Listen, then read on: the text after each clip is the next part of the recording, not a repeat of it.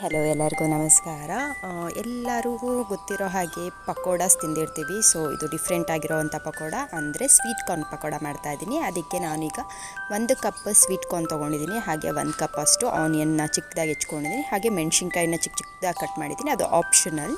ಹಾಗೆ ಶುಂಠಿ ಬೆಳ್ಳುಳ್ಳಿ ಪೇಸ್ಟ್ ಸ್ವಲ್ಪ, ಕೊತ್ತಂಬರಿ ಸೊಪ್ಪು ಚಿಕ್ಕದಾಗಿ ಕಟ್ ಮಾಡ್ಕೊಂಡಿದ್ದೀನಿ. ಹಾಗೆ ಕರ್ಬೇವಿನ ಸೊಪ್ಪು ಚಿಕ್ಕದಾಗಿ ಕಟ್ ಮಾಡ್ಕೊಂಡಿದ್ದೀನಿ. ಇದಿಷ್ಟು ಆಗಿದ ತಕ್ಷಣವೇ ನೆಕ್ಸ್ಟ್ ನಾನು 1.5 or 2 ಕಪ್ ಅಷ್ಟು ನಾನು ಕಡಲೆ ಹಿಟ್ಟು, ಅರ್ಧ ಕಪ್ ಅಷ್ಟು ಅಕ್ಕಿ ಹಿಟ್ಟು, ಅದಾದಮೇಲೆ ರುಚಿಗೆ ತಕ್ಕಷ್ಟು ಉಪ್ಪು ಹಾಕ್ಕೊಳ್ತಾ ಇದ್ದೀನಿ ನಾನು.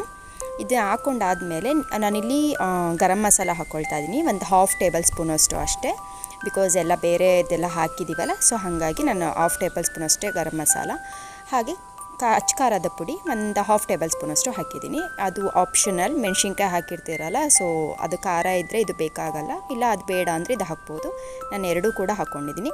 ಹಾಕ್ಕೊಂಡು ಸ್ವಲ್ಪ ನೀರನ್ನ ಹಾಕ್ಕೊಂಬಿಟ್ಟು ಮಿಕ್ಸ್ ಮಾಡ್ಕೋಬೇಕು. ಅಂದರೆ ನಾವು ಬೋಂಡ ಎಲ್ಲ ಬಿಡೋದಕ್ಕೆ ಯಾವ ಹದಕ್ಕೆ ಮಿಕ್ಸ್ ಮಾಡ್ಕೊಳ್ತೀವಿ ಆ ಥರ ಮಾಡಿಕೊಂಡು ಬಿಸಿ ಬಿಸಿ ಎಣ್ಣೆ, ಕಾದಿರೋ ಎಣ್ಣೆಗೆ ಉಂಡೆ ಥರ ಮಾಡಿ ಹಾಕ್ತಾ ಇದ್ದರೆ ಬಿಸಿ ಸ್ವೀಟ್ ಕಾರ್ನ್ ಪಕೋಡ ರೆಡಿ ಅಲ್ಲಿಗೆ.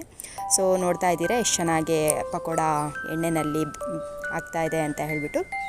ಸೊ ತುಂಬ ಚೆನ್ನಾಗಿರುತ್ತೆ. ಎಲ್ಲರೂ ನಾರ್ಮಲಾಗಿ ಈರುಳ್ಳಿ ಪಕೋಡ ಅಥವಾ ಬೇರೆ ಹೀರೆಕಾಯಿ ಪಕೋಡ ಈ ಥರದ್ದು ಮಾಡ್ಕೊಂಡಿರ್ತೀರ. ಬಟ್ ಕಾರ್ನ್ ಪಕೋಡ ತುಂಬ ರೇರ್, ಯಾರೂ ಮಾಡ್ಕೊಂಡಿರಲ್ಲ ಅಂತ ಅಂದ್ಕೊಂಡಿದ್ದೀನಿ ನಾನು.